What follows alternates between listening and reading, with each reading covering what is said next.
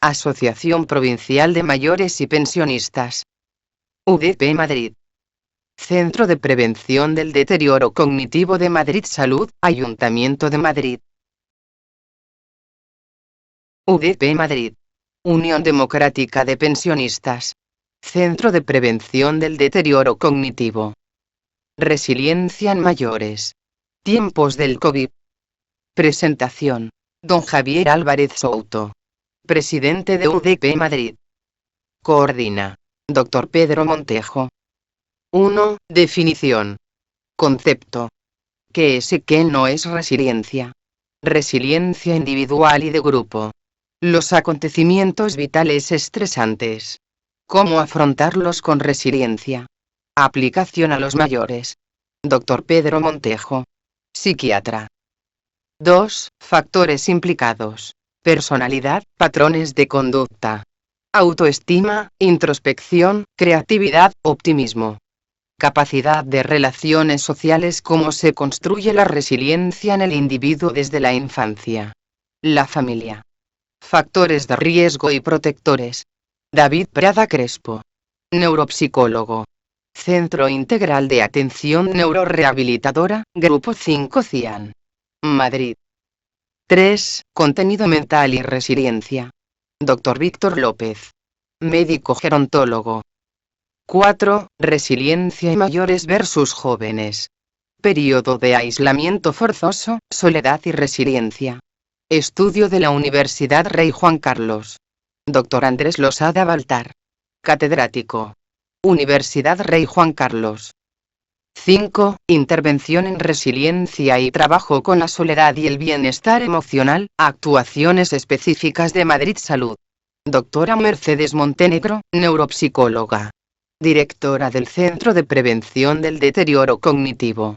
Madrid Salud. Ayuntamiento de Madrid. David Prada es neuropsicólogo, es profesor asociado de la Facultad de Psicología de la Universidad Complutense de Madrid y ha trabajado también en el Centro de Prevención del Deterioro Cognitivo en temas de mayores, en neuropsicología y en soledad, con diversos artículos en revistas nacionales e internacionales. Actualmente trabaja como neuropsicólogo en el Centro Integral de Atención Rehabilitadora. Va a tratar de hablar de los factores implicados y a profundizar en lo que es el tema de la resiliencia. Buenos días a todos, mi nombre es David Prada Crespo, soy profesor asociado en la Universidad Complutense de Madrid y neuropsicólogo en CIAN, el Centro Integral de Atención Neurorehabilitadora de Alcalá de Henares. Y bueno, en estos minutos, en los próximos minutos, quiero hacer mi pequeña contribución a la comprensión de este interesante e importante concepto de la resiliencia, centrándome sobre todo en las características que definen a las personas más resilientes y las diferencian de las personas menos resilientes. Vamos a comenzar con una pequeña definición de lo que sería el concepto de resiliencia, que es esa capacidad o esas habilidades para adaptarnos positivamente a las situaciones de adversidad, porque todos experimentamos situaciones de adversidad en distintos momentos de nuestro ciclo vital. Pero hay personas que se adaptan en mayor medida a estas situaciones, sobre todo manteniendo una salud mental apropiada pese a las adversidades, es decir, se mantienen sanos mentalmente y no desarrollan a lo mejor enfermedades emocionales, como pueden ser trastornos de ansiedad, del estado de ánimo, etc. Entonces, ¿de qué va a depender esta mayor o menor resiliencia? Va a depender de muchísimas variables, tanto de la propia persona como del contexto en el que vive. En esta diapositiva os hago un pequeño resumen de muchas de estas variables que influyen en cómo yo confronto una situación estresante, ¿no? Entonces vamos a ir viendo algunas de estas variables a lo largo de la presentación, centrándome además sobre todo en las variables del individuo, es decir, características de la persona que la hacen más resiliente. Todas estas variables, además, las podemos agrupar en dos grandes grupos, digamos. Serían los grupos, o sea, el grupo de factores protectores, es decir, esas variables cuya presencia disminuye la probabilidad de que una situación estresante genere, por ejemplo, pues un trastorno psicopatológico, por ejemplo. Y, por otro lado, hablamos de factores de riesgo, es decir, esas características o variables, ya sea del individuo o de la situación, que incrementan la probabilidad de que ante una situación adversa se desarrollen problemas psicológicos, como por ejemplo trastornos psicopatológicos. Entonces, estos factores a su vez los podemos agrupar en tres grandes categorías. Factores del contexto inmediato, es decir, la escuela, el grupo familiar en el que crecemos, factores del propio individuo, es decir, pues las características de personalidad, cognitivas, de autocontrol, etcétera, etcétera, etcétera, que poseemos, y por otro lado las características o factores sociales, es decir, factores de lo que llamamos el macrocontexto, es decir, el lugar, el país en el que vivimos, el lugar geográfico en el que vivimos. Todos estos factores son importantes, nos vamos a centrar sobre todo en los del individuo y el contexto inmediato, y los factores sociales vamos a dejarlos un poquito al margen, pero por supuesto son factores importantísimos que darían para una charla mucho más larga, ¿no? Porque qué duda cabe que un entorno, un contexto más tolerante, con mayor empleo, con menor pobreza, con servicios sociales más variados, más desarrollados, qué duda cabe que en un contexto como este, la persona que vive en este contexto va a experimentar el ámbito social como mucho más seguro y mucho más capaz de responder a sus necesidades en un momento dado, ¿no? Pero no vamos a centrarnos en estos factores, sino en los factores del individuo y del contexto inmediato. Por una parte, tenemos los factores individuales, es decir, las características de la persona que la hacen más resiliente. ¿Qué factores serían estos? Desde que el concepto de resiliencia se introdujo en la psicología, pues en los años 80 con los estudios de Emily Werner, hasta hoy se han hecho muchísimos estudios acerca de las características de las personas que las hacen más resilientes, más resistentes a las adversidades, más capaces de confrontar las situaciones de estrés y las situaciones traumáticas sin enfermar, por ejemplo. Entonces, algunas de estas características las vamos a exponer a continuación, como por ejemplo la sensación de control. La sensación de control sería esta creencia de que uno mismo puede modificar o controlar las circunstancias que le rodean. Esta idea tiene mucho que ver con lo que llamamos locus de control interno. ¿Y esto qué es? Bueno, es un término que planteó un autor, Rother, en los años 70, hace mucho ya, que tiene que ver con la sensación de que lo que sucede alrededor depende de mí. Lo contrario sería el locus de control externo, es decir, la sensación de que lo que sucede no depende de uno, sino de otras circunstancias externas que no tienen nada que ver conmigo, ¿no? Entonces, esta sensación de control se va desarrollando a lo largo de la infancia. Para eso es muy importante un contexto familiar que no sea excesivamente sobreprotector, porque esto transmite al niño la sensación de que tú no puedes, ¿no? Así como un contexto que no sea excesivamente demandante o sobreexigente, porque también va a generar una misma sensación de indefensión en el niño, ¿bien? Y para entender este concepto, quiero que hablemos de la metáfora del elefante y la estaca. Esta metáfora habla de, pues de cómo un elefante, ¿no? Cuando es pequeño, no puede zafarse, no puede evitar estar atado a la estaca, no tiene fuerza suficiente para librarse de ella, ¿vale? Y se acostumbra a no responder, de modo que cuando es mayor sigue sin responder, sigue sin librarse de esa estaca, influido por esas situaciones de indefensión o incontrolabilidad o de falta de control que ha tenido a lo largo de su vida. Bueno, pues algo parecido puede aplicarse en el caso de las personas, ¿no? Entonces, de ahí la importancia de garantizar situaciones de éxito en la infancia para favorecer esta sensación de control. Otra variable importante es la forma en la cual afrontamos el estrés. El afrontamiento del estrés es básicamente todo aquello que hacemos para confrontar o enfrentarnos a una situación estresante. ¿Y de qué va a depender lo que hagamos? Pues de cómo valoremos la situación estresante y cómo valoremos nuestros recursos para afrontarla. Y sin entrar en gran detalle, sí que quiero mencionar como un ejemplo pues algunos estilos de afrontamiento o forma de afrontar el estrés que las personas podemos desarrollar y que pueden ser además más o menos predominantes, es decir, que podemos tender a esos estilos con mucha frecuencia. Por ejemplo, imaginaos que se nos pincha la rueda de un coche, ¿no? Muchos hemos experimentado esta situación desagradable, y ¿qué podemos hacer en esa situación? Bueno, pues si nos vamos a los estilos de afrontamiento azules que os presento en la diapositiva, un afrontamiento activo implicaría buscar las herramientas para cambiar la rueda. Un afrontamiento pasivo implicaría quedarnos de brazos cruzados hasta que alguien, otro conductor, pase y nos resuelva el problema que no nos vemos capaces de resolver. Y un afrontamiento evitativo sería a lo mejor pues directamente ni coger el vehículo, no vaya a ser que se nos pinche la rueda, ¿no? Según el método de afrontamiento del estrés, tendríamos también un afrontamiento centrado en el problema, parecido al afrontamiento activo, ¿no? Cojo las herramientas para arreglar la rueda que se me ha pinchado. Un afrontamiento centrado en la emoción, no arreglo la rueda, pero sí respiro hondo para disminuir esta ansiedad que me está generando la situación. O un afrontamiento centrado en la reevaluación de la situación, ¿no? El último estilo de afrontamiento, que sería básicamente, pues, por ejemplo, replantearnos la importancia de lo que ha pasado. Bueno, no pasa nada, ya se resolverá, etc. Entonces, estas formas de afrontar el problema no son, o sea, ninguna es definitiva. El éxito o fracaso de estos estilos de afrontamiento van a depender de muchas cosas, de si la situación es controlable o no es controlable, si podemos evitarla o no, etc. Pero en definitiva, elegir un estilo de afrontamiento adecuado a la situación estresante que estamos viviendo es otro factor de resiliencia muy importante. Por otra parte, quiero hablaros brevemente de la personalidad. Se han hecho muchos estudios acerca de cómo la personalidad de los individuos favorecen o dificultan el afrontamiento del estrés y de las situaciones adversas, ¿no? La personalidad son esas características de un individuo que definen su modo de adaptarse al ambiente, la forma característica de sentir, pensar y actuar que tenemos las personas en ciertas situaciones. Y los estudios lo que sí nos muestran es que hay una serie de características de personalidad que nos favorecen la resiliencia, que favorecen esa confrontación de situaciones estresantes, como por ejemplo una mayor extraversión o una mayor tendencia a relacionarnos con otras personas, a experimentar emociones positivas, a buscar actividades, son características que definen este rasgo. O, por ejemplo, una mayor responsabilidad, es decir, una mayor persistencia en el logro de nuestros objetivos, por ejemplo, se asocia positivamente a la resiliencia.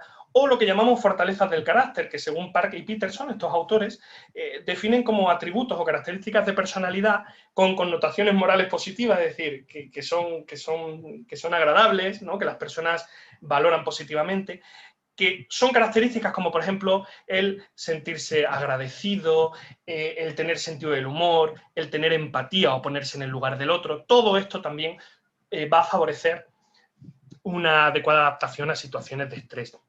Por otro lado, tenemos el neuroticismo. El neuroticismo es una propensión a experimentar emociones displacenteras como rabia, como miedo, como tristeza. Y bueno, el rasgo neuroticismo incluye muchas otras características, pero principalmente destaco estas. Es decir, que un elevado rasgo de neuroticismo, el tener un alto neuroticismo, va a dificultar esta resiliencia, esta adaptación a las situaciones estresantes. Buena noticia, aunque la personalidad es estable a partir de los 30 años, no es inamovible, es decir, hay muchas características de personalidad que van cambiando con el tiempo y que incluso podemos desarrollar habilidades para limar o digamos, convivir con algunas de estas características de personalidad que pueden no favorecernos, que vamos, que no es inamovible, esa es la buena noticia. El optimismo es otra característica asociada a la resiliencia. Es esa creencia de que en el futuro ocurrirán cosas favorables. Esto es muy importante porque el optimismo, esa expectativa de que sucederán cosas favorables en el futuro, va a favorecer también la aparición de emociones agradables, seguridad, alegría, va a incrementar la motivación y el esfuerzo que hacemos por lograr nuestros objetivos. O sea que el optimismo no es un autoengaño, el optimismo es una herramienta psicológica tremenda para lograr nuestros objetivos. Y además el envejecimiento que las personas sienten como satisfactorio se asocia mucho a ese optimismo, al pensar que las cosas pueden salir bien o que pueden ocurrir cosas favorables, ¿no? No quiere decir que no vayan a ocurrir cosas desfavorables, pero no vamos a centrarnos solamente en ellas. Por otro lado, hay algunas capacidades mentales o cognitivas que se asocian a la resiliencia, como por ejemplo la capacidad de resolver problemas, es decir, de definir bien el problema que tenemos delante, plantear soluciones variadas a ese problema, elegir una de ellas, ponerla en marcha y valorar los resultados, si no funciona esa solución o no funciona. Si es en función de los resultados, podemos reiniciar el proceso. Bueno, pues la creatividad tiene mucho que ver también con esta forma de resolver problemas y plantearnos soluciones diferentes a los problemas y salirnos, digamos, del cauce habitual, ¿vale? La creatividad tiene mucho que ver con esto y, por tanto, estas capacidades están muy asociadas a la resiliencia.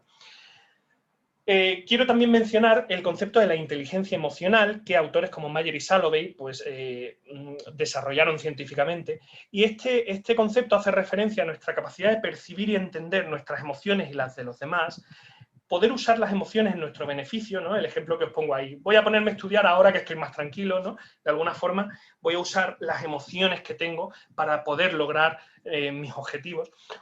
O la capacidad para poder controlar o regular las propias emociones, es decir, cambiar nuestras emociones y estados de ánimo. Por ejemplo, voy a pensar de otra manera, voy a cambiar de escenario para que disminuya esta irritabilidad tremenda que tengo y poder así resolver el problema. En definitiva, son capacidades para conocer y controlar nuestras emociones que os invito a indagar acerca de este concepto interesantísimo y que sin duda se asocia a la resiliencia.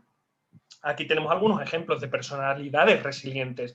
Stephen Hawking, al cual se le diagnosticó esclerosis lateral amiotrófica muy joven, o Christopher Reeve, el actor que tuvo un accidente de caballo y tuvo una lesión medular que, bueno, que le produjo una parálisis, ¿no? Bueno, pues estas dos personas desarrollaron proyectos importantísimos a lo largo de su vida, pese a la gran discapacidad que experimentaban, con lo cual es muy probable que muchas de las características psicológicas que hemos visto anteriormente, bueno, pues estas personas las poseyeran. Bien. Por último, ya estamos terminando, vamos a hablar de algunas características del contexto inmediato, del contexto en el que vivimos, que van a garantizar, bueno, pues el desarrollo de una resiliencia a lo largo de la vida. Por ejemplo, el contexto familiar. El contexto familiar puede favorecer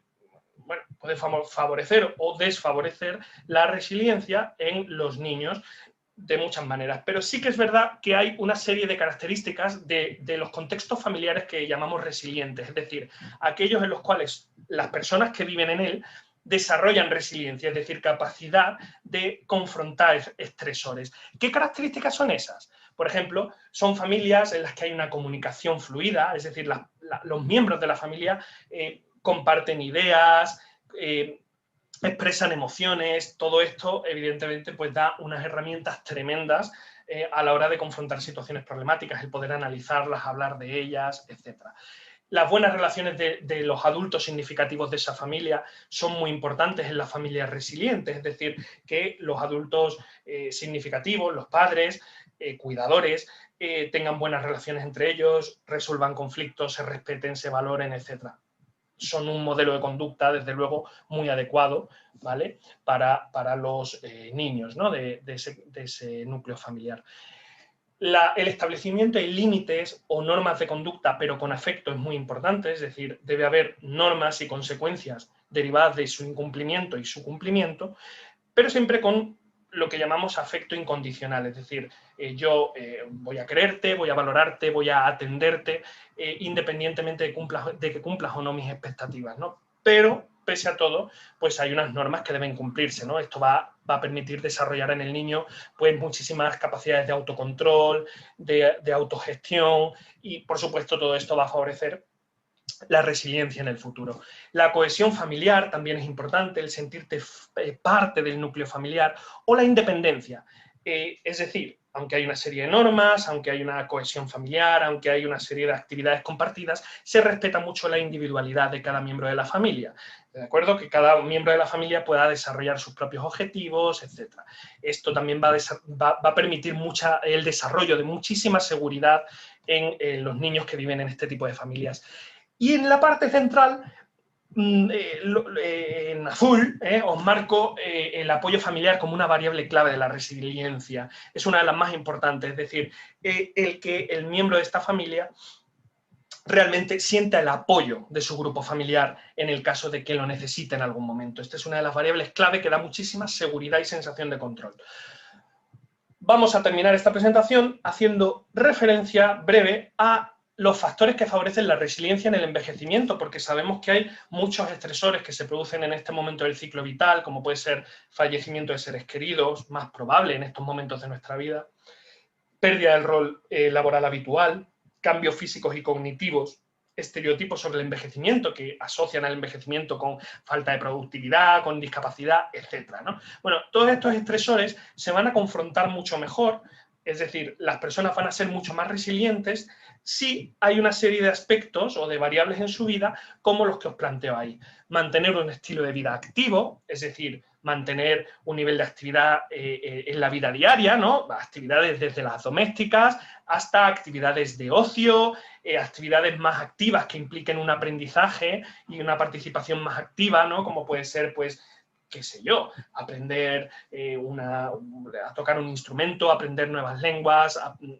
universidad para mayores, maravilloso. Bueno, en definitiva, mantenernos activos es muy importante para garantizar esa resiliencia en edades avanzadas. Mantener la participación social, ¿vale? Porque es una fuente de estímulos emocionales y cognitivos insustituible, ¿vale? Mantener relaciones con amigos, familiares, vecinos.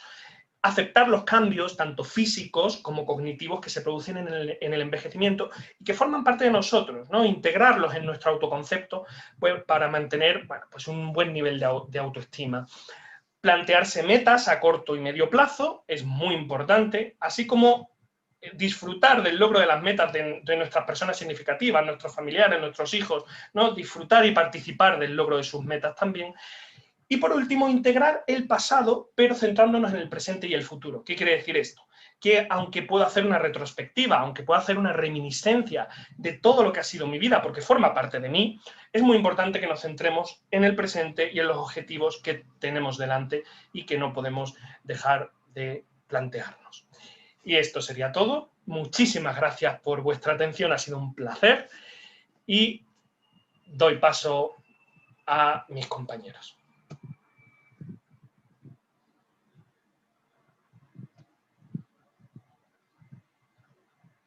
Asociación Provincial de Mayores y Pensionistas.